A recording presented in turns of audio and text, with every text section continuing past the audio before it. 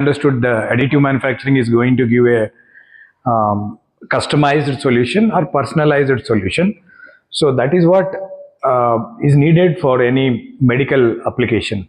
So if you try to see my title, it's a design and fabrication of patient specific. So each patient is unique, as we already discussed. So my weight and my height and my anatomy, everything, it never match with any other guy, right? So in that case, additive manufacturing is going to give a patient specific solution, or the implant means where you are going to replace some body part or some organ. Normally we can call that as an implant. Sometimes you may use some device also. So where you are going to give a patient specific solution, exactly what he needs. So, and that additive manufacturing is going to deliver such kind of requirement. And coming to the outline or the topics which I'm going to talk about. So anyway, introduction to additive we have already covered. And so as we know that additive requires a digital data. So where do you get the digital data in medicine? So that is going to be the CT, that is a computer tomography, or MRI, CT, MRI, or PET, positron emission transmission called PET, or even digital X-ray. The X-ray nowadays and digital also. Earlier we used to have only the film, which will be analogous film. People used to take each cross section one film, but now you have a digital X-rays also. So you can take any digital data which has been captured from the patient in terms of X-ray, in terms of CT, in terms of MRI, in terms of ultrasound data, anything that endoscopic data, but it should be in a digital format. And we try to spend some time on how you can process these medical images. Basically, it is a black and white images, grayscale images. How we can process by using some tool or a software, we can process these medical images. And once you process these medical images, so we need to produce it, fabricate it for giving it to the surgeon or a doctor. So you will be starting with taking a patient data, scanning it, and reconstructing it in a software, and we will give that data STL file to the machine, and we will get the model, physical model, that's a bio model which it has been captured from the patient. So then how do you make use of this physical model? Now we are saying from digital data to physical model. So what is the role of these physical models in medicine? So a doctor can rehearsal the surgery, a doctor can practice the surgery, and he can even implant. You can design a patient had some fracture or some joint should be replaced. So all that he can do it, right? And then material is very important. So just like that, we cannot use all the materials. All the engineering materials are not become as a biomaterial, and we will try to discuss some of the biomaterials that are available with the additive manufacturing.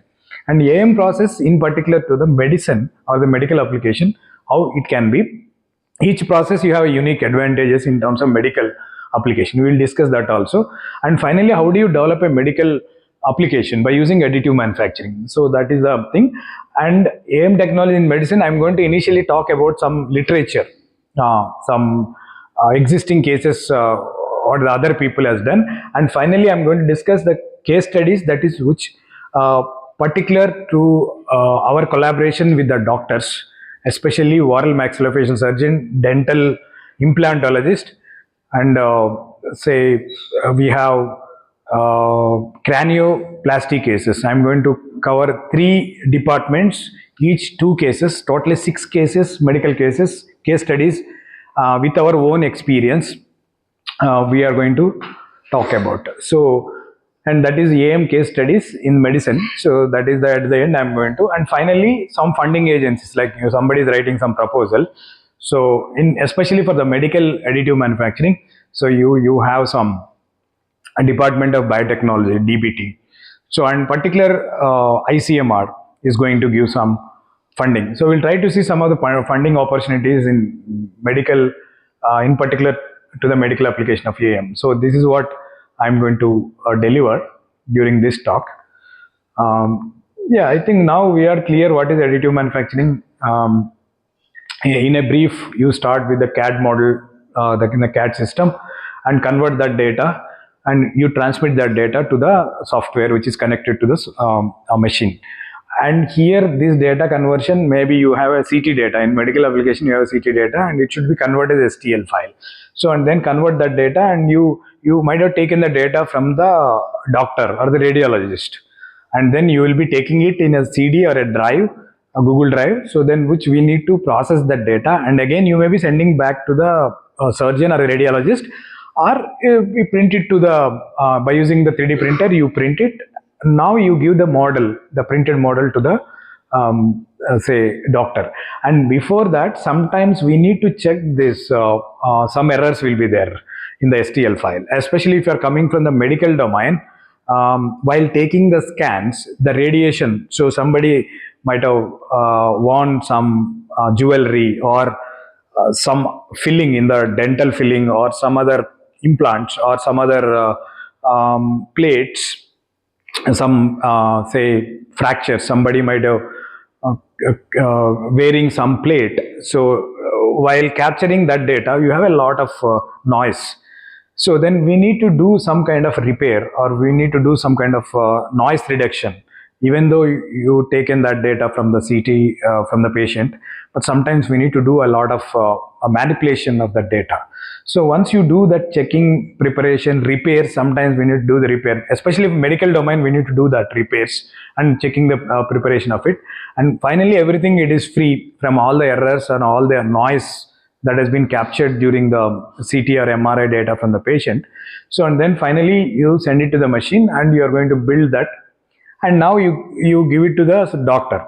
So so how does the doctor make use of this model? So whether you want to carry this model inside the operation theater, or before that we need to clean it, we need to sterilize it, right? So we need to use some kind of regulation or some procedure for sterilization process.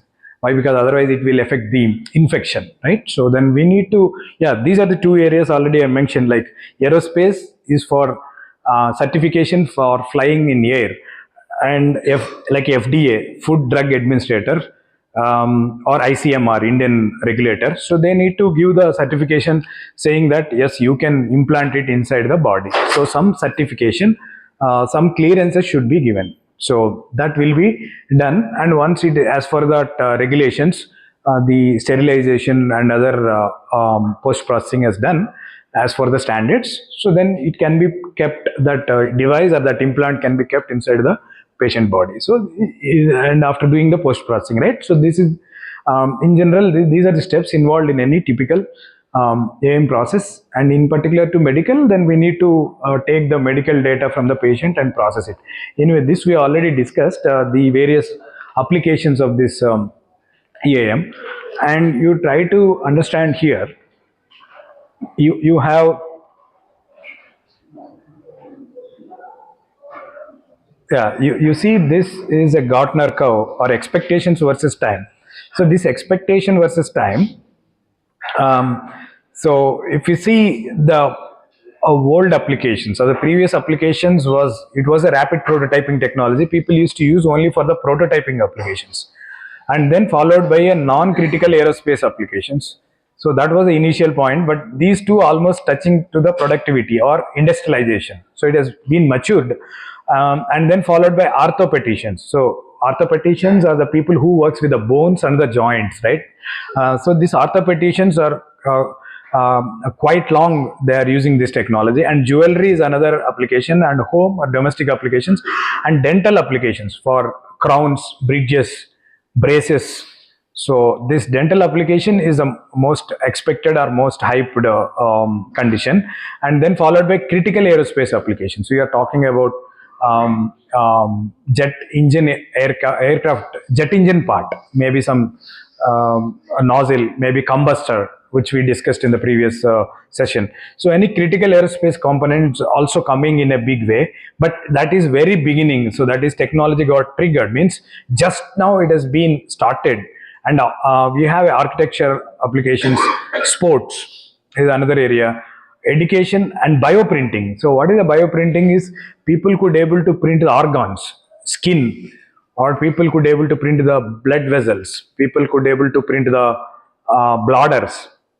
So the bioprinting, but still it is at the initial stage, but it has to go a long way to come here, like how the prototyping application is reached to the maturity, but it has to take a long time, maybe down the line, to move this to here, 20-25 years, maybe more than that also, which there will be several challenges. Bioprinting, printing the organs, like can you print the heart, can you print the liver, can you print the lungs, a real long, I'm not talking about the model, but that long way to go. But we'll discuss what is the state of art of bioprinting also at the end. And medical research, so where people will be doing a lot of medical research, and printing clothes, that is also coming in a big way. And you have so you have another application is some construction industry, like constructing houses or constructing bridges, structures, that is coming in a big way. That is very beginning stage. And military applications and electronics, so maybe PCB or maybe semiconductor devices, but it's not in a matured way, but people are trying to attempt or integrating this technology in electronics area also. So these are the initial applications, and the green one is showing pertaining to the medical application, and other applications other than the medical, maybe aerospace and other applications. So this is the state of say art of applying this AM in various industrial applications. And now, yeah, you try to understand this medical image data processing. So medical image data processing, as we discussed, like it started with the X-ray, that is no digital data support. You have only the analog film. People used to take only one cross section, but thanks to the computers, so once the PC revolution, so you have a computed tomography for examining the bones only. So CT is meant for examining your skull or some bone. So any bony tissues is getting captured or examined through the computer tomography called CT. And coming to MRI, so we need to say examine some soft tissue like brain or lungs or liver. These are very soft tissues, right? So for that, you may be asked to undergo MRI, that is magnetic resonance imaging. So they will use high power magnet, maybe 1 Tesla, 2 Tesla. But whereas CT scan, it is extension of X-ray only. But X-ray, the printout will be taken on a analog film. But in case of CT, same X-ray energy will be used. But somewhat it is a radiation. But normally you try to avoid exposing it to the X-ray.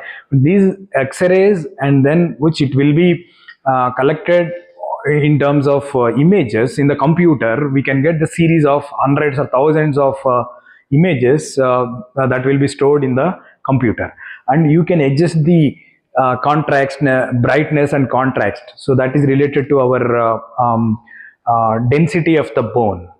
So again, you take the bone is not uniform dense. At the outer part, it is much denser, and if you go inside, it is a much porous. So you have a varying density in the tissue of the bone. So similarly, so your CT data, a computer will give several shades. So it will show you the various shades or the various grayscale values or various bone densities, right? So then in that way, your CT and MRI scan data will be taken, and then your CT MRI scan data. So basically, it is a two-dimensional cross-sectional images. But your medical image processing software, what it will do is, so it will enhance the data, right? Say you have taken a chest CT. Say for example, some COVID patient is there, and you want to know the score or the infection level of the COVID. So in that case, you might have taken the chest CT of the patient.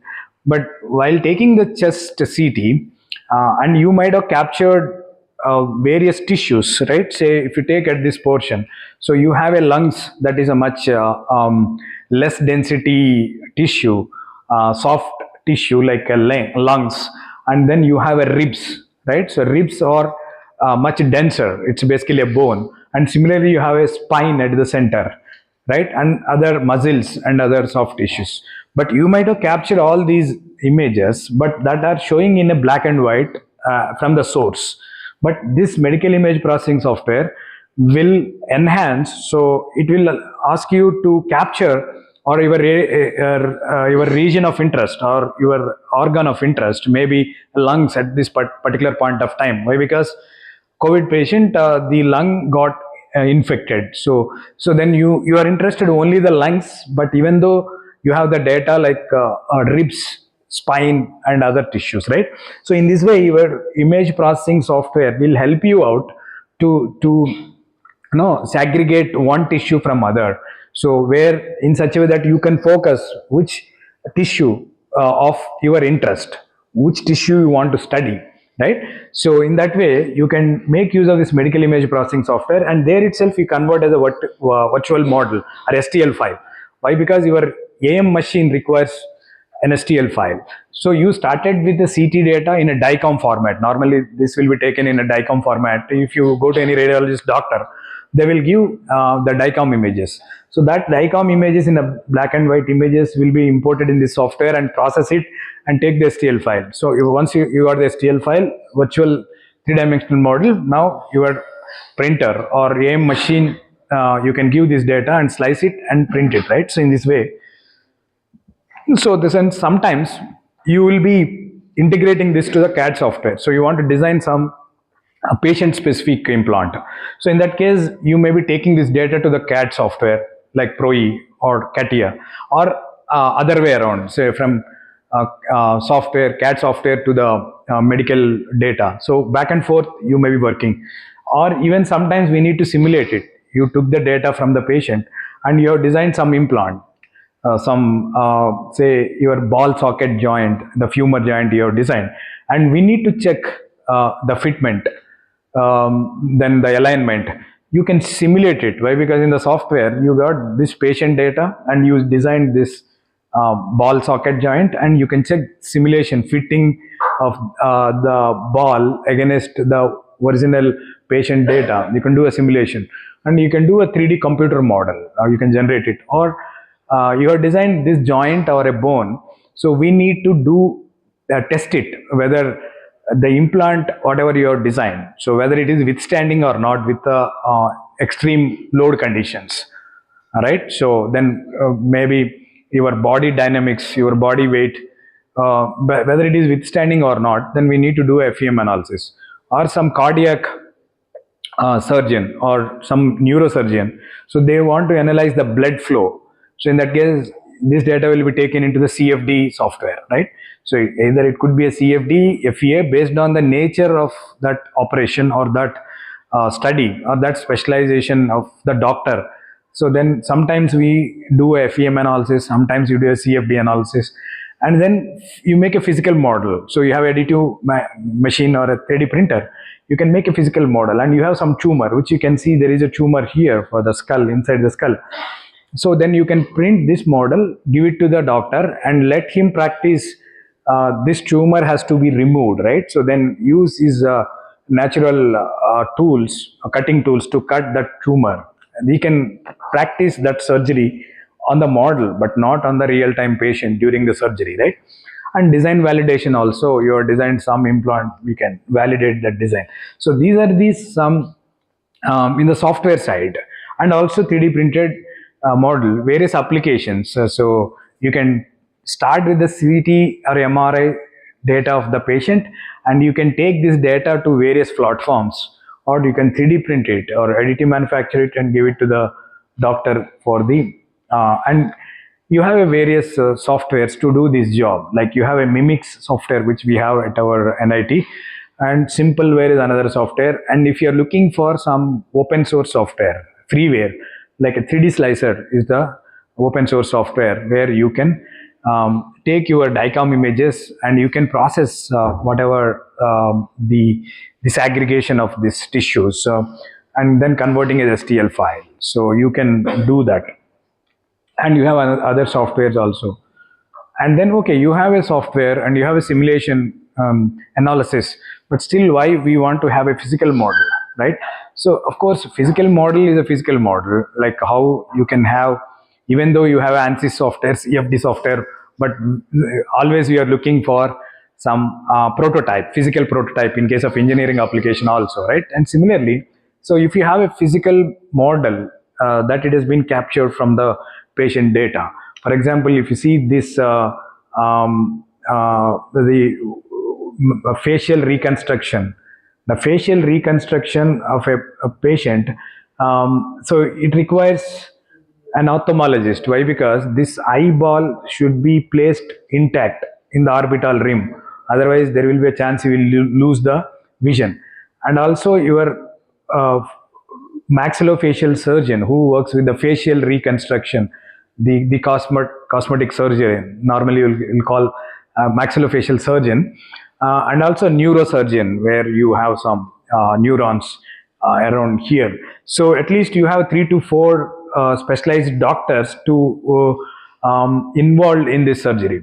So if you have a model, so this is the patient CT data you might have taken, and this is the implant you have designed, and before he or she goes to the operation theater, and you can explain very well to the various medical doctors like ophthalmologist, oral maxillofacial, neurosurgeon and all.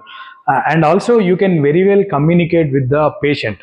So patient cooperation is very much important, right? So then you can educate the patient, you can communicate to the team, this is what it's going to be the operation. Or even you have some entire femur region, or the skull, or any part of your body which you can print, and you can very well use it as a communication purpose, these models, these physical models.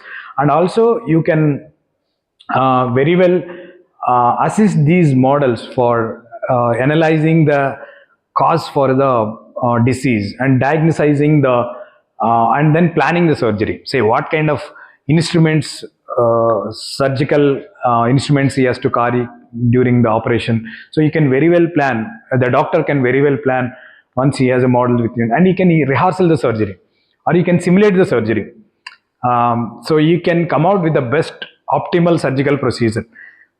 So as an engineer, we can have a lot of ASTM standards, ISO standards for each and every engineering application. But doctor profession is not like that. Each patient is unique. So he cannot generalize saying that I have performed this surgery and it can be same for all the patients. No, right? So each patient is unique, each patient is challenged. So then he can do a rehearsal based on the patient data which it has been captured from the patient alone. And then he can do the simulation of the surgery. He can come out with the best optimal surgical procedure, which it may not be happen with the conventional surgical procedure, but through additive printed models. And all these models, biomodels, are very complex, right?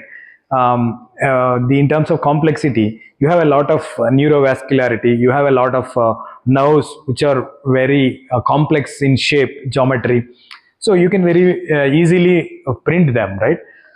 And then you can create a customized prosthesis, like say some artificial hand, artificial leg. So those kind of a prosthesis you can make very specific to the patient. So you have one with the amputees, one hand as say due to accident or some other reason. So then you can very well design the other hand, taking that as a help, and then you can mirror it, and you can customize it, this prosthesis, as for the patient requirement, not taking a standard sized prosthesis. But in this case, through additive, you can customize exact say body part, maybe hand, maybe leg, anywhere. So and all these prostheses can be customized. And also you can accurately place this implant. Just now we are talking about this facial implant, we can accurately place. Otherwise a lot of trial and error they used to do, but now you have the exact body part which it has been taken from own patient data, and you can very well place these implants intact. Exactly, you can place these implants.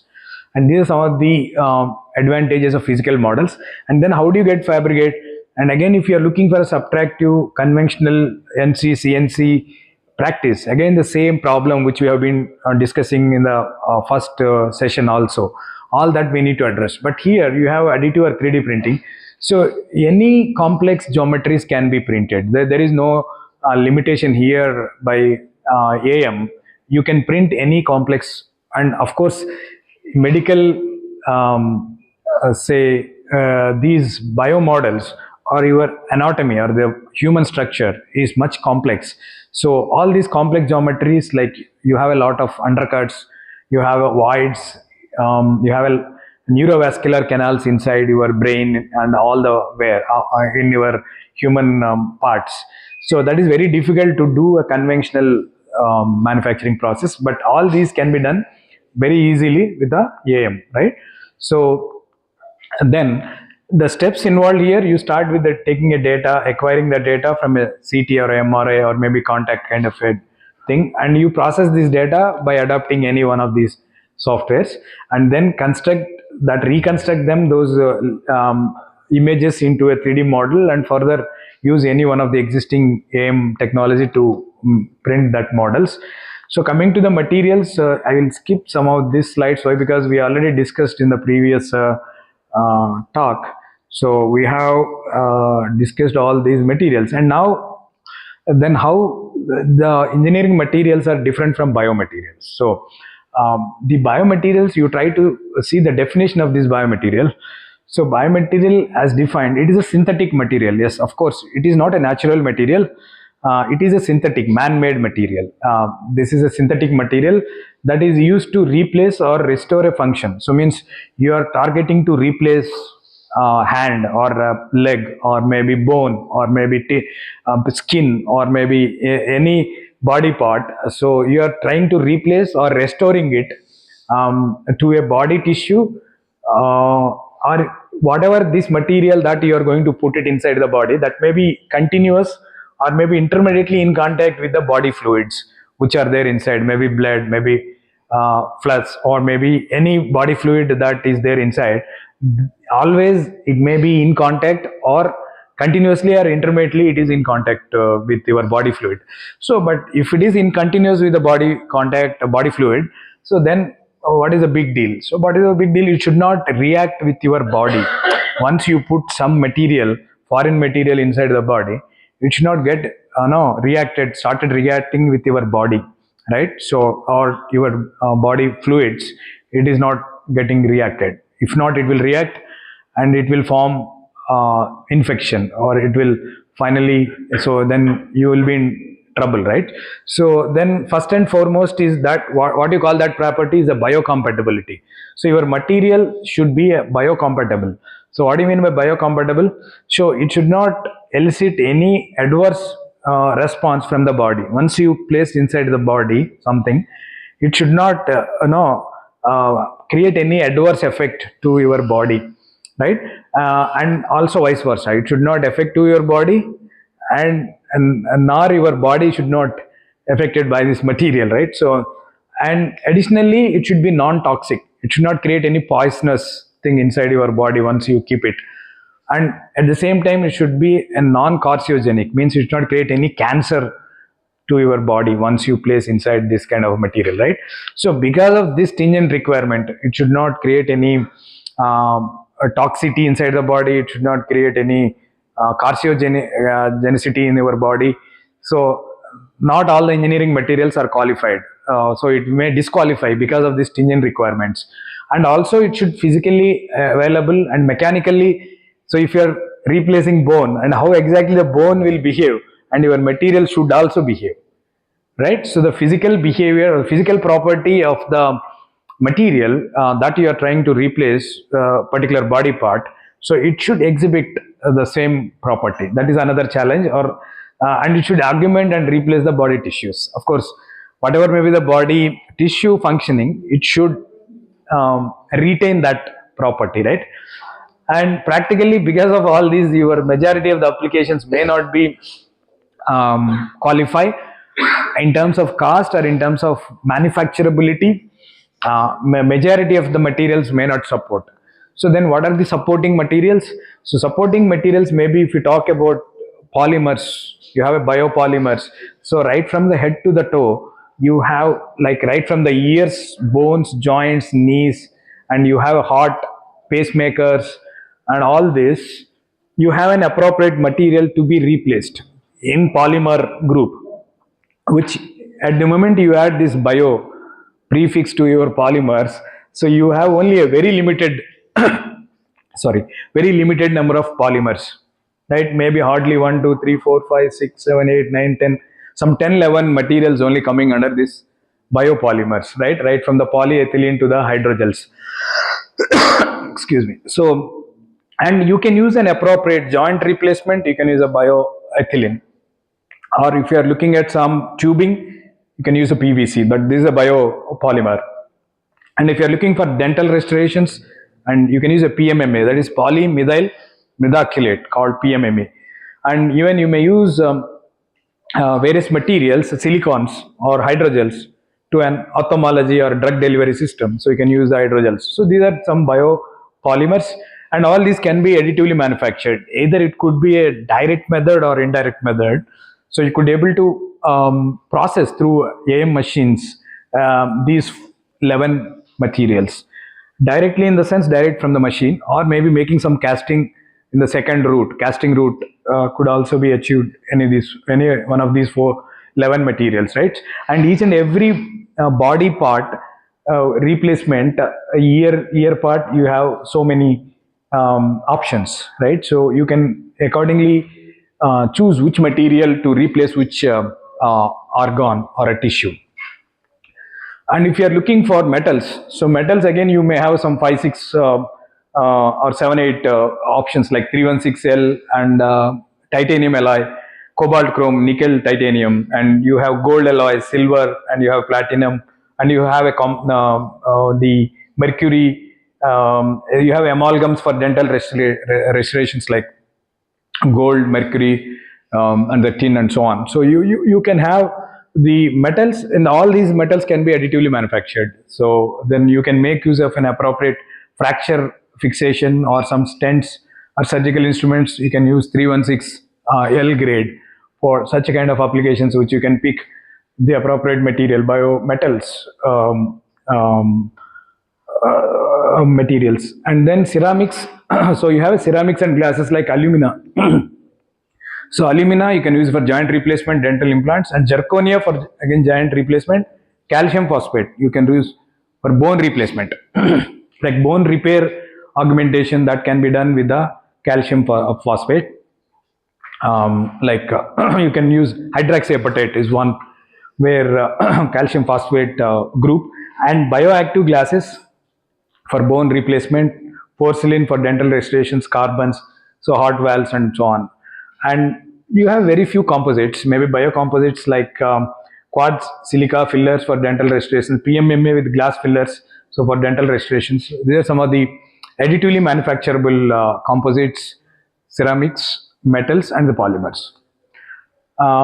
And then you talk about each and every process. So if you're looking for SLA is much transparent, right? So which you can see, you have some say brain tumor, or your gums and your nerve with the different colors you can give, right? So you can print them and give it to the surgeon or a dentist to analyze the reason for that, or then you can make use of these models.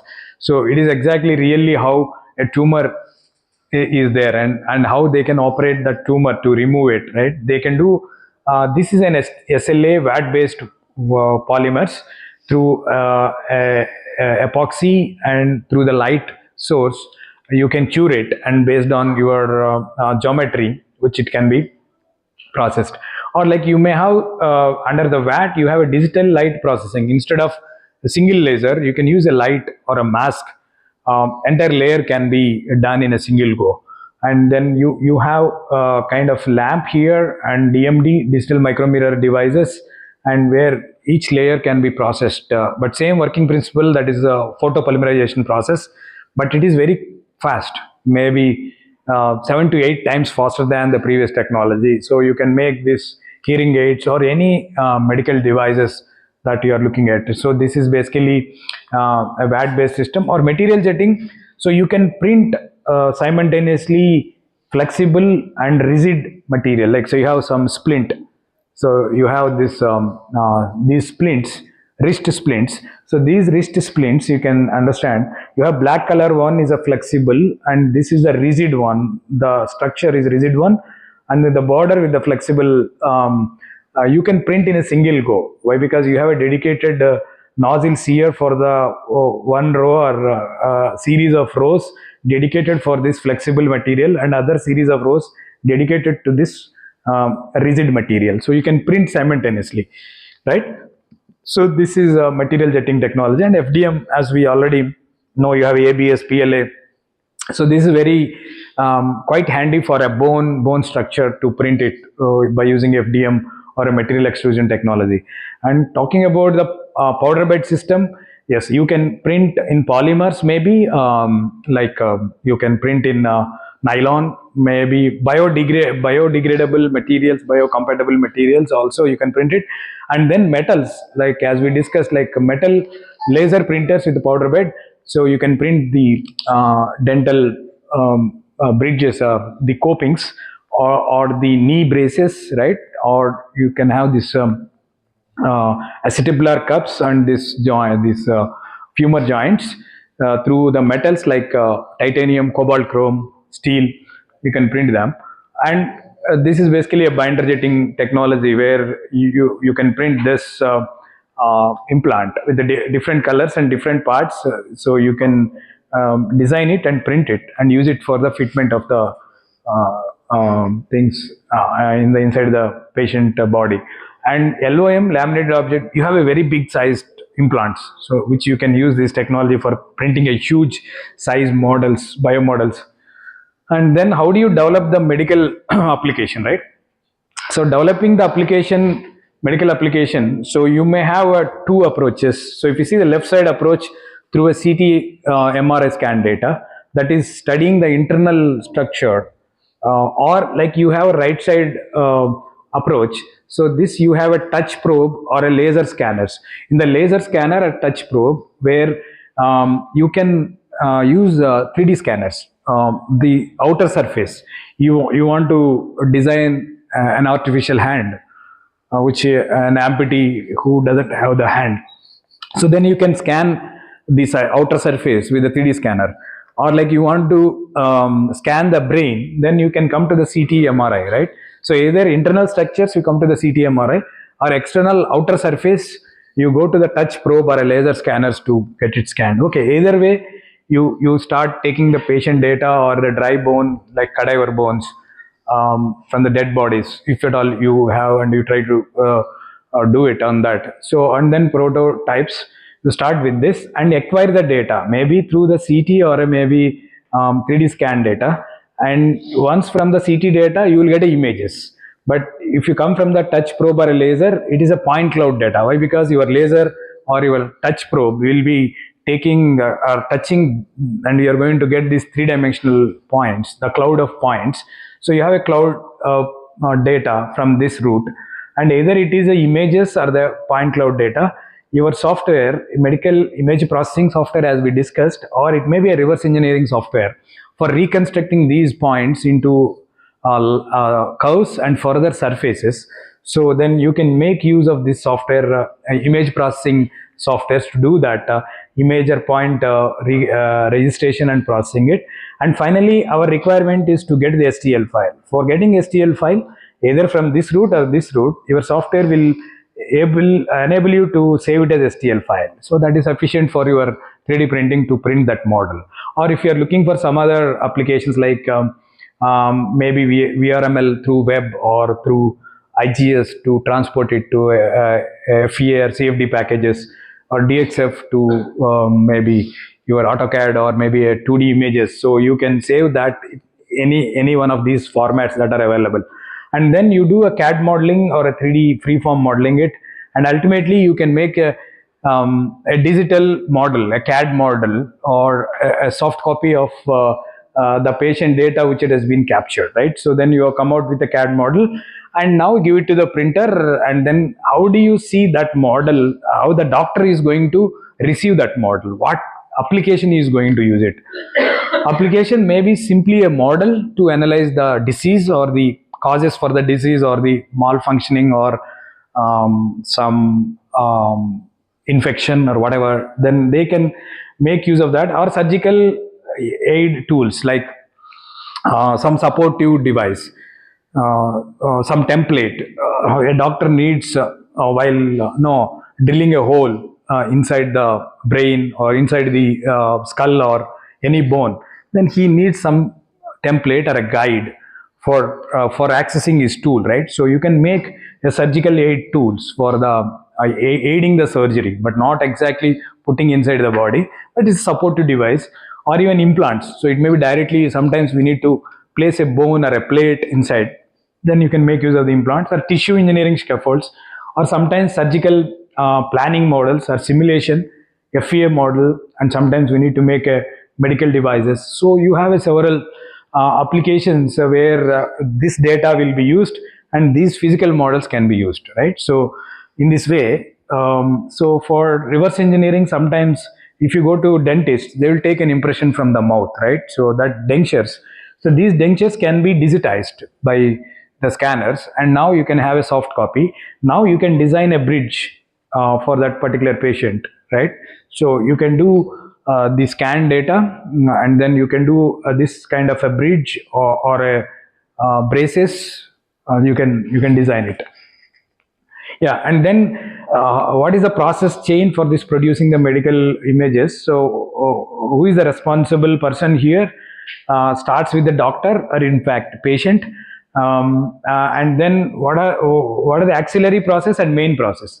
So the main process is medical indication, like say if you go to doctor and then patient will be asked to undergo some CT examination or MRI examination or a PET examination. CT, as already mentioned, bone structure, MRI for soft tissue, PET for blood circulation or some cancer detection. So then your radiologist will come and you will take any one of, based on the prescription or the doctor has been prescribed. Your radiologist is responsible to capture the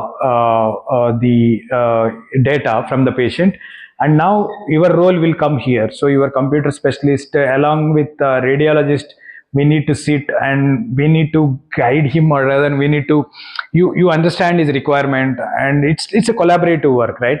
So doctor may not be able to capture all this engineering domain knowledge, and then vice versa. You may not be able to understand the medical domain expertise knowledge, but basically it is a kind of collaborative work between you and the radiologist, sometimes with the doctor. So the radiologist and you should process these images and reconstructing these images, and then along with your AM expert, and we need to print it. And once you print it, and then this printed model and the implant, again now you sit with the doctor, and the doctor, you give this model to the doctor. So what he is going to do with that, and then he may ask you, I need so and so here, or like what kind of, basically we need to exchange this domain expert knowledge from medical to engineering to exchange. So we need to understand what is his requirement, and accordingly you need to serve them, right? So and then finally your patient will be fitted with an implant, and you have a model implant, and then you do some kind of say mock surgery on it. Why? Because you have a model which it has been printed, and you have an implant which it has been designed from the patient, and before you implant it, doctor is going to implant it, you can check the fitment of it. We'll try to see some of the case studies in this direction. And yeah, this is the typical workflow, right? So as we discussed, like it starts with the CT data of the patient, and that data is in a two-dimensional images, and these two-dimensional images can be reconstructed into 3D, and these 3D, and now here onwards it is a regular AM workflow, right? Say the 3D model, slicing, generating the supports, and giving it to the machine layer by layer. It is getting fabricated, and now your model is ready, right? So, but only this part we need to, instead of a CAD model going to the software and designing it right from the scratch, but you are reverse engineering it. You are taking the scan data from the patient, and then you are going to reconstruct it. From now onwards, this is an engineering domain, but here this is the area where we need to capture the medical data from the patient, and then working with the radiologist or the doctor to know, finally you delivered the goods to the doctor, maybe a model, maybe a prosthesis, maybe implant, maybe device, maybe guide or template for assisting the surgery. So then how do you see that model? A doctor is going to make use of this 3D printed or additively manufactured model. So now people are talking about skin has been printed, or even people are trying to print the organs also, right? So we'll try to see some of the case studies from the literature initially, and from our own case studies. We'll see that.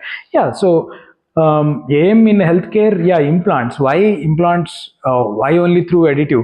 So why only through additive is, so conventionally you cannot make it somewhere it is solid, somewhere it is porous. Through conventional I am talking about. So CNC or through, but here, and that too, not only fabricating this implants, maybe a spinal wedge. You have a spine, like you have a wedge, spinal wedge, or maybe a chest implant like this. These chest implants, and companies like Anatomics, Zimmers, Steiker, these are medical device manufacturers, right?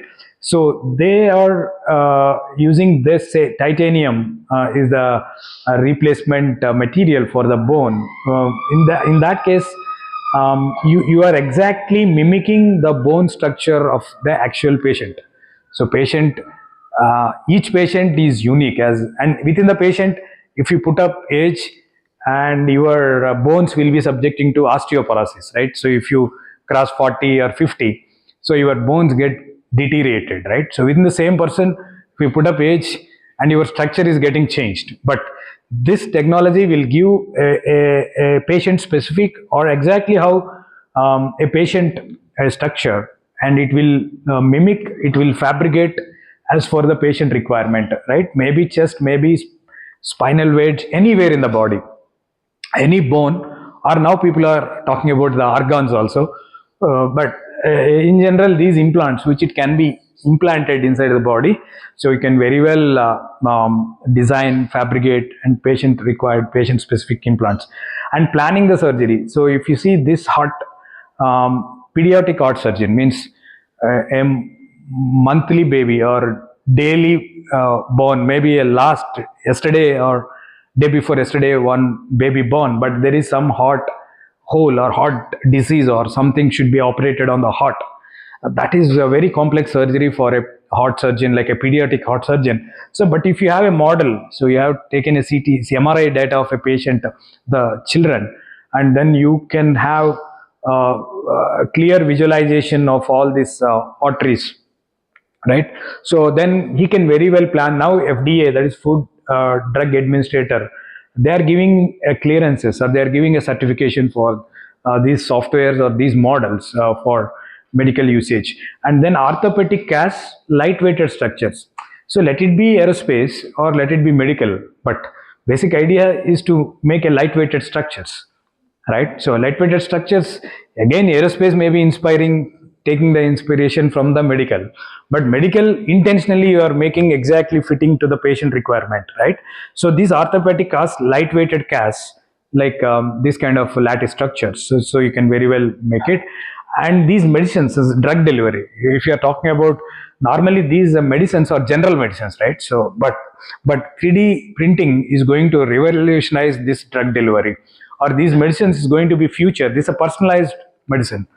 So you may be taking these pills always underdosed or overdosed, but this technology will give you a patient specific or personalized medicine. That is going to be the revolution in the drug delivery, in the pharmaceutical. Why? Because FDA has given a approval for 3D printed pills last year. But you can see further this drug delivery and the pharmaceutical industry, you can see a lot of impact of this 3D printing technology. So to name a few, these are the areas where this medical applications, and you can see several case studies in the literature. A massive tumor has been, but biggest advantage here is we can match the color, complexion, texture, even the skin texture of the patient. You can very well match to the implant or the prosthesis to the original body, right? So in this way, this is a massive tumor they have removed, and they have the 3D printed cover, and aesthetic solutions has been given. And this dental crowns and dental bridges, right? So each person is unique in his size, and the different molars, different sizes of these teeth and the crowns, right? So, and then you can very well say print as for the patient requirement, and these are in mass customization application here, right? So you have say thousands of millions of patients, and each patient the teeth size is different from one to other, but all these are done in a single go, so without writing any program specific to each and every say crown. But you could able to do a lot of mass customization in terms of these crowns or the dental crowns, dental bridges. And then hearing aids. So hearing aids, normally you take 3-4 sizes, maybe X, S, M, L, XL, and so on. But you can make use of this technology. Of course, the scanning technology to scan and print exact patient-specific hearing aid. So it may not irritate, right? Let it be AirPods or maybe a hearing aid device like this. So you can very well personalize, customize as for the patient or user requirement. And this vestibular cups. So these knee replacement surgeries or these cups. So this, as for the patient requirement, you can do. And hip prosthesis. So these are the hip prosthesis. So this is a patient-specific solutions we can give. And these teeth aligners, nowadays you can see these braces. Braces, earlier they used to use this kind of metal braces or ceramic, metal or ceramic. They use ceramic somewhat, okay, it may not appear, but now you have 100% 3D printed aligners, teeth aligners. Hardly you can notice whether he or she won a kind of a teeth aligner. So they will take an oral scan from the patient. Even you need not go to the clinic. So they will come with the oral scanner. You can fix up an appointment like Tushi, right? So just you can call them. They will come and they will come with the oral scanner. They will scan this teeth and they will send that data, and then they will print this aligners. Hardly you can notice whether he or she won. You cannot notice.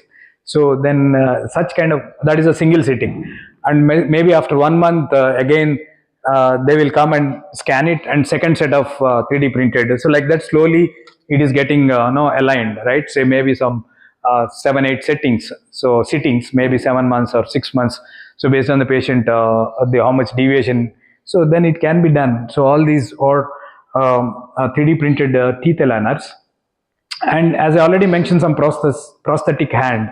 So you can very well scan the other side of the hand, and you can maintain exact symmetricity, and you can maintain the dynamics of the patient from one hand to other hand. And also you can have these Rex devices. Normally it will be very heavy. So these kits are hard to such kind of a heavy Rex. But now you can make it lightweighted and more patient-specific, user-specific designs you can do.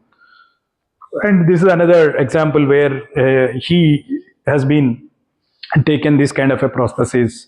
And this is a bespoke innovation. So like where you can see the same logic, like you can take the 3D scan of this survived leg to the other side, and then maybe the user may be a motorcycle rider, or maybe a pop singer, maybe a football player, maybe a software professional. So where you can design these, but in India, Jaipur is very good in terms of making this prosthesis, right? But still we are always using a kind of the similar color or one color, but you can match the color, you can match the texture, you can match the complexion of the user specific thing as for the nature of their job or the in the societal requirement.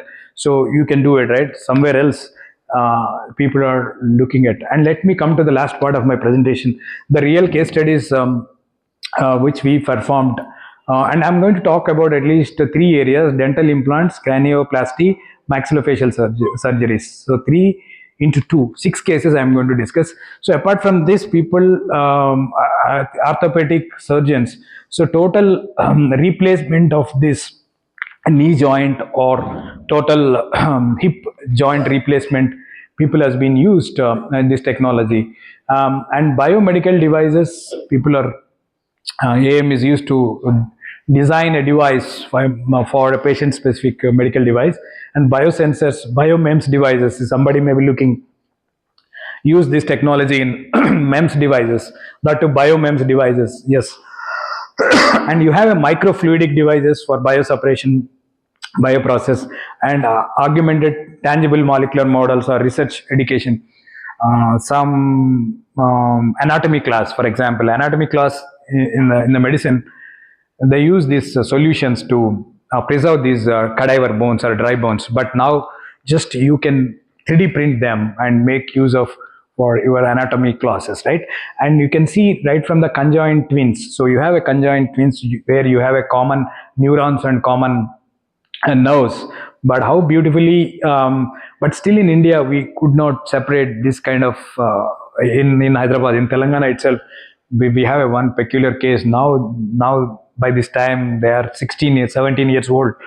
But like say that is going to the very complex surgery where we should carefully operate it. We should not damage the common neurons, common nerves in the conjoined twins.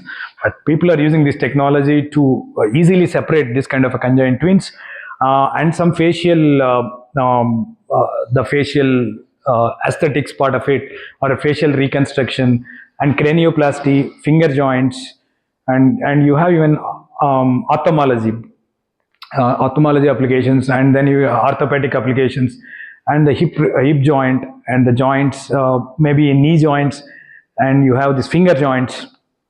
So let me come to the the one case studies we performed with the doctors. The case one is a cranioplasty modeling and analysis of, and this is an accident case, met with an accident, which we need to design an implant, which is an integral part of his skull, right? So because of accident, he broke that bone, but which we need to design a bone. The thickness of the skull is not uniform, and it will be varying across the surface of the skull bone. So then we need to take several measurements, and this is from the Mimic software. These measurements has been taken and then designed an implant which is specific to this patient, which we need to have a tight fitting, or the fitment of the implant versus the skull bone should be intact. Otherwise, you have a cerebrospinal fluid. So that is the body fluid which has been generated in the brain, and it will supply all through the spine.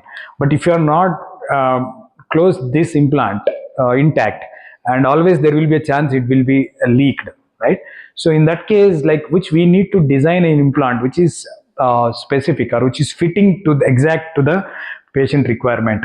And then these are the and sometimes it is an asymmetric fracture. If you are an engineer, and it will be easy for you, the accident or the fracture or any disease or the cancer. So if it is symmetric about the mirroring plane, and then your design will be very easy. You can just simply copy the survivor to the defect one. But sometimes it will be a non-symmetric dislocations or the fractures. So for that we need to use some kind of algorithms, or what you call the reconstruction of this thing. And then another challenge here is the fixation points. So you don't have any standards, as I already mentioned. Like in medicine, You don't have standards to standardize the location. Each patient is unique, right? And you cannot standardize where how many locations. Why? Because this implant will be fixed against the skull of a patient. So then the fixation points and the location that will judge the pressure of that fluid, body fluid, the cerebrospinal fluid. So which we can see if we change that location, then there will be the pressure is varying. So then what could be the optimal location of your fixation points, right? And there's a number of fixation points. And then the machines and the materials available, we tried the behavior of that material versus you have titanium and we have PMMA and the peak material. These are the biopolymers as well bio metals to be studied to place this implant inside the patient body. And this skull bone is kind of what you call, you have a sandwich kind of a structure, right? So where you can see the inner bone maybe 0.5, 0.6 mm, maybe outer maybe 0.3, 0.4 mm, and inside in the middle you have a porous structure. But how do you make this kind of structure in a single go in conventional without joining or without gluing it? But AM is only the technology where you can make it in a single setup. This two bones, this kind of a sandwich structure, and which is patient specific. So as for the patient requirement, you design this porous structure and then which it can be implanted, right? And the next case study is a dental case study, which you can see this patient who needs implants, so the screws can be fitted. But the challenge here is there will be a nerve here. And while drilling the hole, and always there will be a chance he may damage that nerve through the conventional process. Why? Because they will take an impression. Taking impression, we'll get only the outer surface of the bone, the jawbone, but we need to understand where that nerve is there. So the during that process, so he may damage by over drilling it, or he may end up with under drilling the screw. But if you have a model like this, so which it has been taken from the patient data, and then they can rehearsal this surgery. So what is the diameter of the drill that they are going to pilot drill and then finish drill, right? And the orientation. So all that, so that will vary from patient to patient, and that will depend where is the molar position, right? So all that, so they can rehearsal on these models, and finally they can fix this screws and the implants and the abutment. That is based on the patient requirement, not taking a standard implants from the market and fixing it. And next case study is a mandibular distraction osteogenesis. So bone will have its own natural growth. So that growth again depends on the age, gender, and other food habits and other family conditions. So you can see this girl, by birth she had a deformity. The bone has not grown properly. You can see a lot of asymmetricity in the bone formation, right? So because of that, the normal opening is 5 to 6 centimeters. She could not attain, right? So we can see the other. So what we need to do. So this is the CT data of the patient, and which you can see a lot of abnormality or asymmetricity on the both sides, which you can see if you take a mid line here. So there will be a lot of asymmetricity from, and then they will use this kind of a distractor. This distractor, what it will do? So it will guide the bone growth. So they will cut the bone and they will leave it, and bone will automatically so start growing it.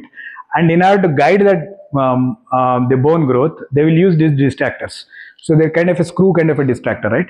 So the screw, maybe 1 revolution, 2 revolutions, maybe 1 mm advancement or 0.5 advancement. So it depends on the patient condition. So we can make use of these models. So you can see there will be a lot of healthy patient must have a semi circular arch like this, and this ramus height, this is much lengthier and this is much shorter, right? So we need to stretch this bone, up to this length, and we need to twist it. So what could be the twisting angle? So in such a way that we can make it. So all these things we can calculate based on, it is varying from patient to patient, right? So we can exactly calculate all that taking this model, and which we can see there is a before the operation and this is after the operation, but still we can see some mismatch from this side to this side. Why? Because this is over corrected as of now. So she is 9-year girl. So the growth will be there up to 18-19 years. So it has been over corrected as of now. So once she turns 18-19, it will be the final correction will be done. So in the next case study, it is a cancer case where you can see this cancer bone. Anyway, we need to cut and remove this bone. So where we need to cut, how much we need to cut. So again, you start with the modeling it, taking a CT data and modeling it in the software, and then 3D print it and give this model, let him cut where they need to cut, how much they need to cut. And then once they remove that part, and then exactly this implant has to be designed, and in such a way that we need to pass that now here, right? So there is a now here, and not that now relieving should be provided to this implant, and at the same time it should be porous. It should not be a solid design like this. It's much heavy, and the tissue growth may not happen. So then it should be matched with as the native bone of the patient, which is a porous structure. So it will serve the lightweighting purpose and bone or the tissue formation and osseointegration between your the implant to the original tissue. So this is the design, and this is the porous design, and which has been printed in metal parts, metal AM, and they will use these plates to fix on it. And actually, this is our first attempt. We could not implant it, but at least these models we have served. But this is what they do. They will use one bone here. There is a spare bone from knee to the ankle. You have two bones. One is called tibia, another one is called fibula. Tibia is the load carrying bone, but you have a fibula, that is extra bone. So what they do, they will take that bone part and they will try to carve it. So exactly how this part they have removed because of the cancer thing. So then it never happened that they are going to graft that bone manually, or rather than they are using a conventional thing, but it may not happen. That's what they are approached us. So because of this not happened exactly how the implant is going to give, right? So, and then this case study with the previous experience, and this is a TMJ reconstruction, the temporomandibular joint ankylosis. That is where you can see this patient. So by birth she had a fusion of this joint. So you have lower jaw, upper jaw, and this is the joint. Because this joint, so your articulation of the jawbone is going to happen. Normal opening is 5 to 6 centimeters, which we can see. This is what I am talking about. This region, and luckily one side it is open and another side is got fused like this. So because of that fusion of this joint, one side, she could not. This is what I am talking about. This is a model from the CT data and then 3D printed model. This has become an integral part like this. But luckily you have other side has been open, and which we need to remove this portion, and exactly we need to attain this geometry, and then that implant will be kept it. Before that, you have a lot of misalignment here. So that previous distraction osteogenesis procedure, like stretching forward this lower bone slowly, 1 mm, 2 mm, 3 mm, 4 mm, 19 mm one side and 21 mm other side. Now you can see this has been, now it got aligned, right? So slowly, this is a transformation, exactly what they're going to do during the operation. And these calculations and this kind of models will be used exactly how it is getting transformed during the surgery. Okay, this is during the transformation from,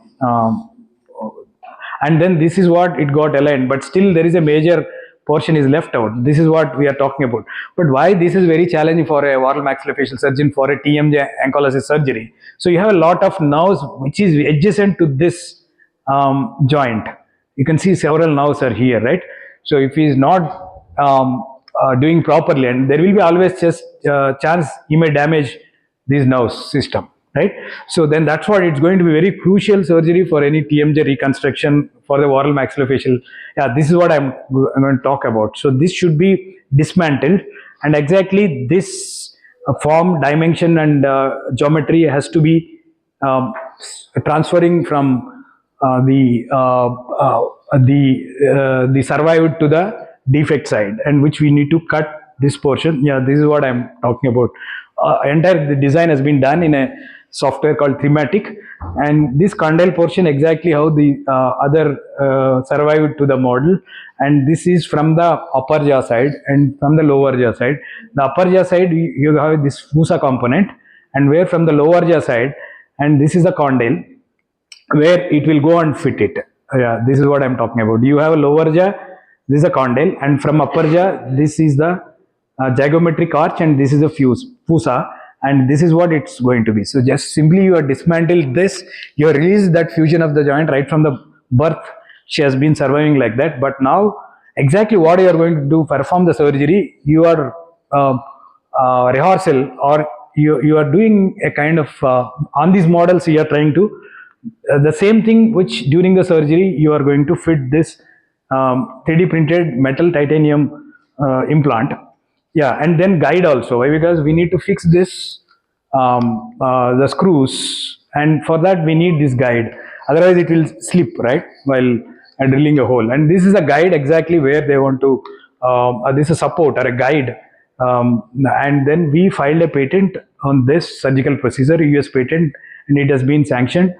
And this is the team, and I was there inside this operation theater while performing this job, and he's my JRF, and he's Professor Ian Gibson. Probably you might have read his book, Additive Manufacturing, author.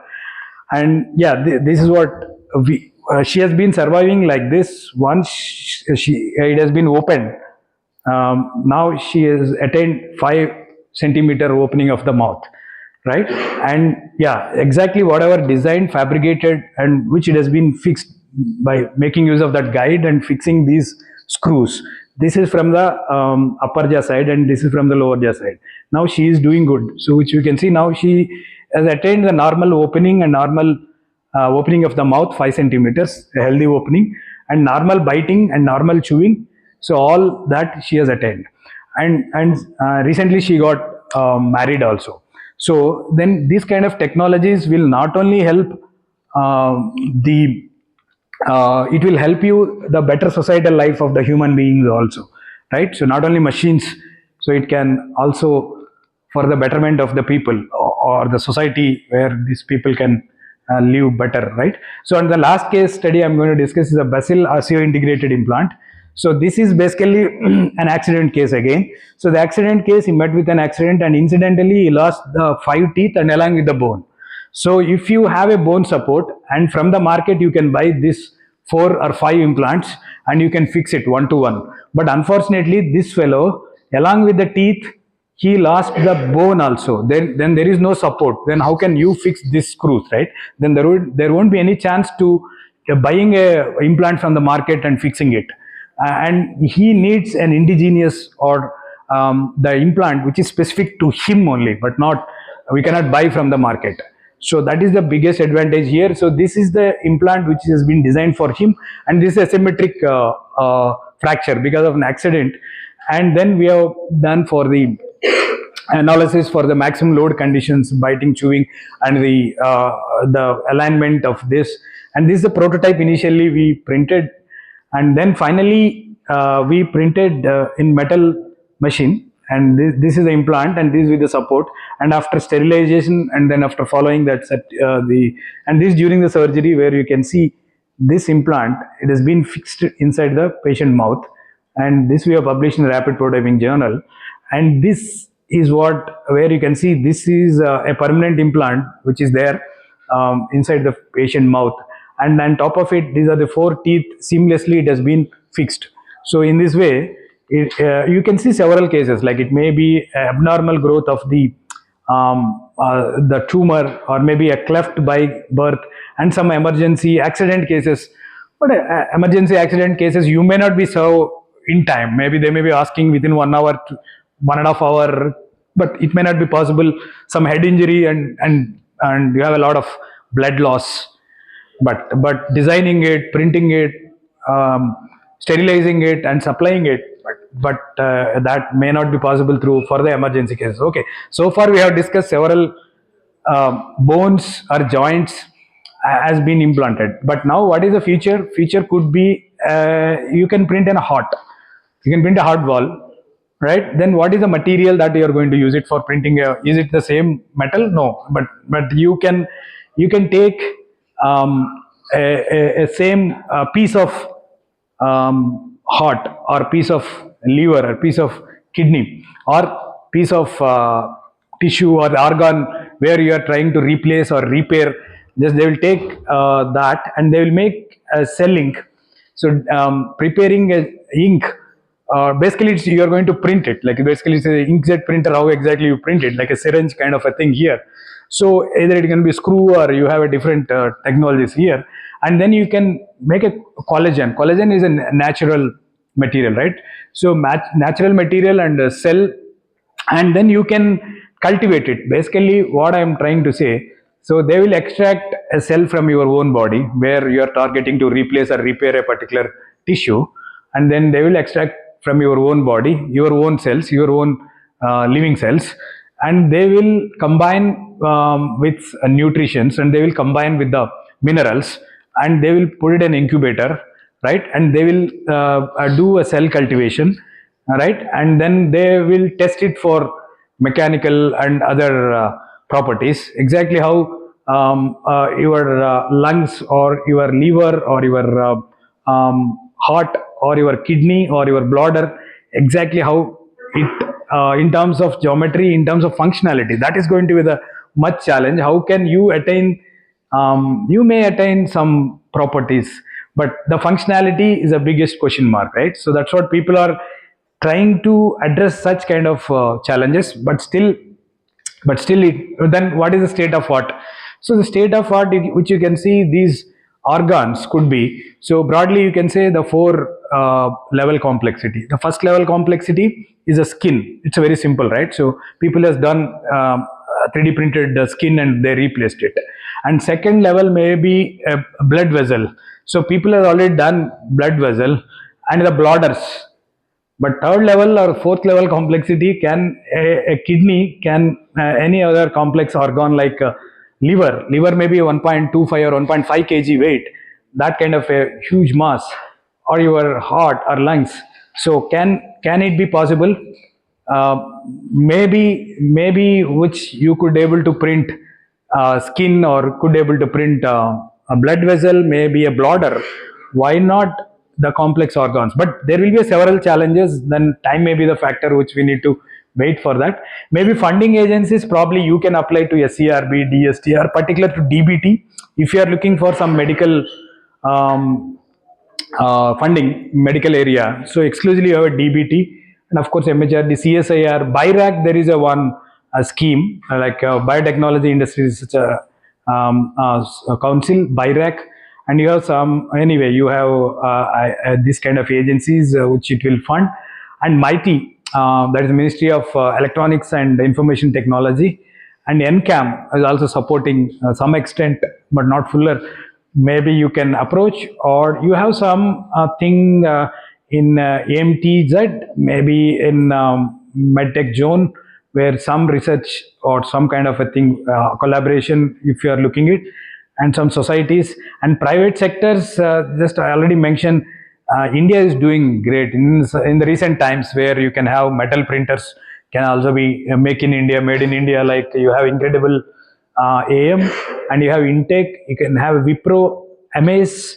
So these are the private sectors which they are making metal printers, maybe powder bed, maybe DED kind of technologies they are promoting, building it. And R&D centers, you have particularly IIT Bombay, you have a Betik, and you have IIT Madras, and you have Biofab Lab at IIT Hyderabad and IIT Kanpur. You have some specific, and then if you try to see some global status of AM, yes, you have 33 countries, they have released the strategy plan of additive manufacturing, and recently India is also one among 19 countries to release a national strategy for additive manufacturing that has happened in 2022. Yeah, and you try to see some of the centers. I think maybe hope Rakesh may give you some. I don't know whether he is going to give some kind of NCAM activities. NCAM Hyderabad, there is a one center, and you have NCAM Gujarat, there is a one covering the western part of India, and Kolkata, there is a one center. Pune, Bangalore, Vishakhapatnam.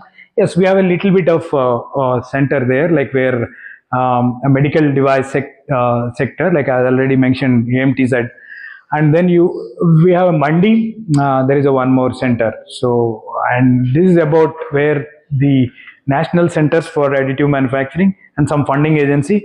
And this is a summary which we started with. How can we establish a medical domain to the AM, like taking a CT data or MRI data, and how we can process those images by using medical image processing softwares like Mimix or Waxum or Simpleware or any 3D slicer for that matter, open source software to process these images.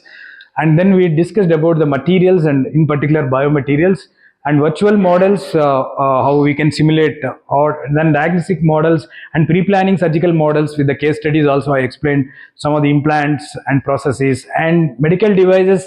Some of them always need not be implantable. Some of them are like tools, guides, templates, like which it can be used as a guide for assisting the surgery. And then supportive devices, arm braces, knee braces can also be done. And then tissue engineering and organ printing or bioprinting.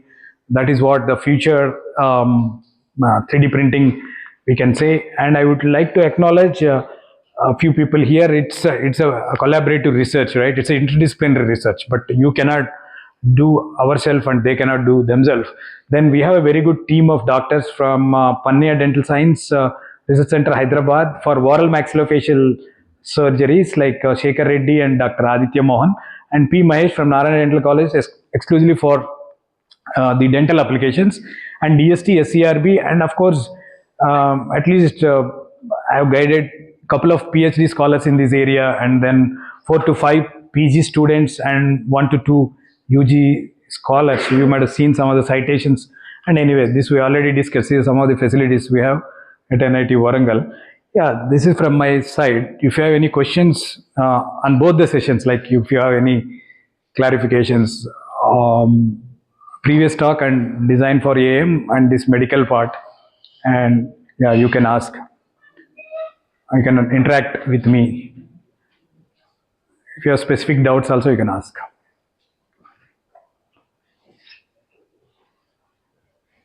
Yes, please.